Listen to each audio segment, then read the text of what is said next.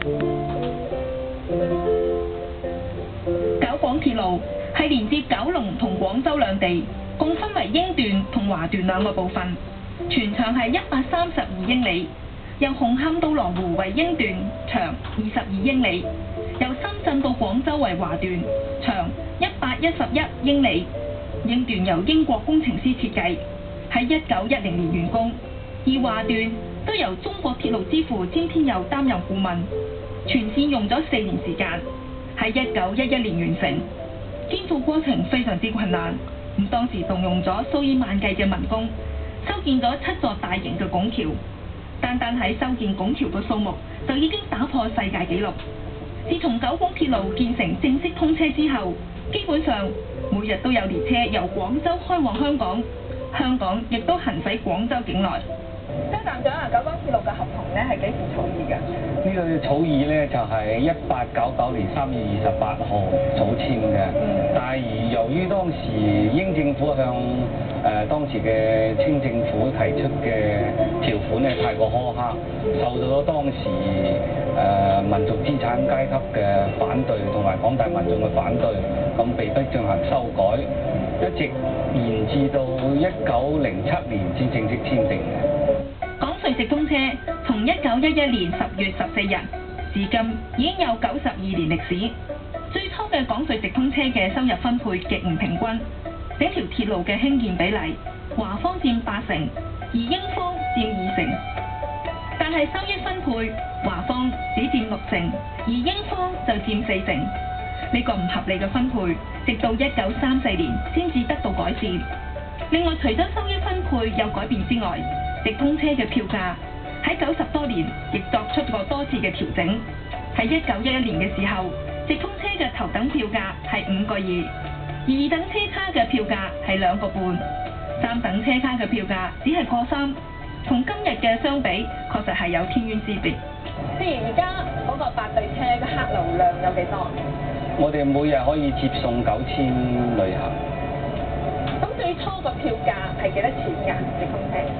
最初嘅票價喺邊段時間係幾多錢啊？即係呢個咧就即係話曾經去過，可能因為呢個再前我又唔係好清楚，即係話曾經係250嘅，後尾又調整到190。而家目前嘅票價就有2種，一種係190，一種係230。廣隧直通車嘅歷史並唔係好似佢個名一樣暢通無阻。其實喺90多年嘅直通車歷史入邊，曾經停駛過多次。19世紀初期嘅中國正處於一個政治非常之動盪嘅年代，出現過多次改朝換代嘅時刻。滿清政府被推翻，軍閥割據、日軍侵華、文化大革命等事件，一直連繫中廣兩地嘅列車服務，亦都曾經被逼中斷過多次。其實九廣鐵路咧經歷咗92年咧，曾經中斷過3次，係咪？係。由於當時第一次係1930年，當時軍閥割據，內戰頻密，咁咧就造成咗第一次嘅中斷。第二次係1938年，由於日本侵略中國，鐵路被毀壞，所以第二次停咗。咁第三次係1949年解放，就即係第3次停就係1949年。咁直到邊一年先正式通翻車？正式通車係1979年4月4號正式通翻車。自從1949年直通車停駛之後，一直中斷咗近30年之久。到咗70年代，中國政府進行改革開放，廣隧直通車亦都再次重見天日，再次聯繫起中廣兩地嘅人民。其實喺邊一年咧，廣九直通車咧先正式通車？廣九直通車係1979年4月4號正式通車嘅。嗰時喺邊度通車㗎？通車嘅地點咧就喺而家嘅流化廣州火車站。而喺近呢20多年嘅歲月入邊，廣州嘅直通車站亦都出現過多次嘅變遷。現時我哋坐直通車係由九龍嘅紅磡出發，到廣州東站為終點。其實早幾年之前，廣州嘅直通車站亦都並唔係現時嘅東站，而係廣州站。不過廣州站其實亦都唔係最早嘅廣隧直通車站。廣九鐵路咧係咪曾經搬過幾次啊？係啊，呢個個車站咧，即係廣州嘅車站咧，最早喺廣州市嘅白雲路，後尾咧就遷到1972年咧就遷到咗流化嘅廣州火車站。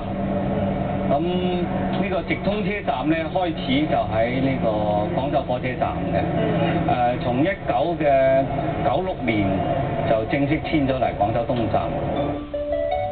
除咗車站有改變之外，廣穗直通車所用嘅列車亦都曾經出現過多次嘅改革。以前用嘅蒸汽火車頭、煤油火車頭都已經隨住歲月被時代淘汰。為咗配合香港鐵路電氣化嘅發展，現時行走中廣兩地嘅廣穗直通車都係改用咗電力推動嘅火車頭。我哋嘅火車嘅種類咧，最早就係用蒸汽作為動力嘅蒸汽機車嚟。最早就係蒸汽機車，後尾咧就發展到內燃機車，而家係電力機車。由於需求日漸增加，喺1911年開始，廣穗直通車最初嘅一日只有一班嘅列車，但隨住香港嘅人口不斷增加，中廣兩地經貿日益繁忙，行駛九龍到廣州兩地嘅直通車班次亦都同樣變得緊密。廣九直通車咧就話，即係話喺我哋呢邊而家8對車裏邊咧。有七對係由我哋即係廣州鐵路開嘅，有一對車咧係由九廣鐵路開嘅。九廣鐵路係中國華南地區鐵路嘅起點，咁但係呢一個起點唔單止可以直通廣州，更可以同中國嘅鐵路系統相連，直達中國華北地區，去到北京。再連接跨越歐亞嘅西伯利亞鐵路通過莫斯科，直達法國嘅首都巴黎。而中廣兩地嘅直通車只能去到廣州，但隨住中國嘅改革開放，今日嘅中廣兩地嘅直通車服務已經可以到達多個不同嘅中國大小城鎮，最遠可以去到北京。而家直通車咧唔單止去到廣州，仲可以去到邊啲地方？仲可以去到北京、上海、佛山、肇慶。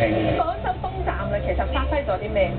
廣州東站咧就佢有即係3個方向嘅車，一個咧就係我哋嘅廣九直通車啦，就從廣州東站始發去到香港嘅紅磡車站啦。一個咧就係從我哋呢度始發嘅開到深圳啦，呢條係一條線啦，仲有一條線就向北，即係長線嘅列車。今日嘅廣穗直通車已經成為咗香港人往返香港同廣州嘅主要交通工具之一。無論係列車嘅班次、車廂嘅設計、列車人員嘅服務態度都不斷提升。負責咗中廣列車服務20幾年嘅廣州東站周站長認為，廣穗直通車除咗係交通工具之外，亦都係香港同廣州兩地居民嘅一種無形嘅聯繫。咁你覺唔覺得有咗呢個直通車之後咧，將香港同國內關係拉近？我都覺得，因為有咗廣九直通車以後咧，即係話將個距離咧就係確實係拉近咗。原來需要3-4個鐘頭嘅時間先能夠到達廣州或者到達香港嘅，而家我哋呢個車就唔到2個小時就可以到達咗，喺時間上已經拉近咗呢個距離。另外促進咗，由於呢個時間拉近咗咧，即係話促進咗兩地嘅交流啊，促進咗兩地嘅經濟嘅發展啊。1連2集嘅鐵路篇專輯，同大家一起跟蹤過香港嘅鐵路文化。節目完結之前，我哋再一次用年曆表同大家回顧九廣鐵路喺近呢8年歲月入邊所發生嘅歷史大事。1898年，英國同滿清政府簽署興建九廣鐵路嘅協議書。1905年，英國工程師喺香港開始建造全港第一條鐵路。1909年，油麻地站同粉嶺站正式完工。1910年，沙田同大埔站落成。同年10月1日，九鐵正式通車。1911年，深圳至廣州嘅九廣鐵路華段完工。同年10月5日，中廣直通車正式投入服務。1913年，舊大埔火車站落成。1914年3月1日，尖沙咀火車站開始動工。1921年，尖沙咀鐘樓完成並投入服務。1936年，大埔淑女號豪華列車開始接載乘客往返九龍、廣州兩地。1955年9月5日，亞歷山大爵士號及慕蓮夫人號兩部新柴油列車正式命名。1961年8月，最後一部蒸汽列車停駛。1975年11月30日，紅磡站取代尖沙咀站成為九龍總站。1978年4月4日，廣隧直通車再一次投入服務。1982年，九龍塘站、新旺角站開始使用。同年12月24日，九廣鐵路公司正式成立。1983年，新大埔站完工。同年7月17日，全線電氣化服務正式展開。1985年，火炭站同馬場站開始使用。1986年，大圍站開始使用。